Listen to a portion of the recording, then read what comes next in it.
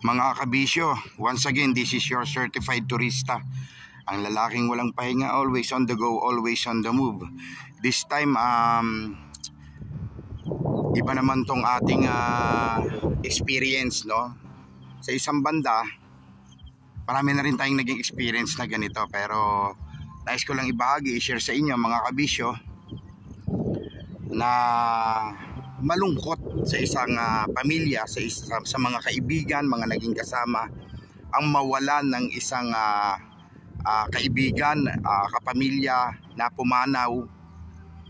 Pero sa pagkakataong ito, no, nais ko lamang ibahagi sa inyo na kasama pa rin to sa ating word and thought for today, na makikita mo mula nung siya'y mamatay, mula nung siya'y ilamay, from the first night hanggang last week niya kagabi. Siya nga pala ang inyong lingkod. Ako po ang naatasan na naging host, MC kagabi ng last week.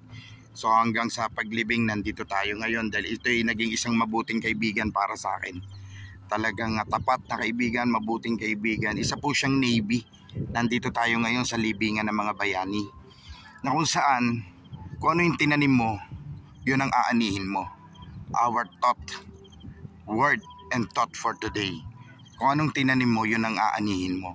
Kung nakikita nyo itong napakaraming tao na to na nakipaglibing sa kanya, lalo na kagabi punong-puno yung lugar nila. Nakikita nyo yung sasakyan na yan, ang dami, oh.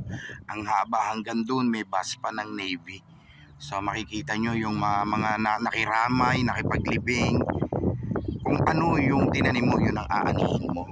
Mga nag-share kagabi, mga umiyak, mga kaibigan, na talaga namang nakibahagi, nag-share sila anong klaseng tao ba to si Kuya Galas nung siya'y nabubuhay, nung siya'y nakasama nila.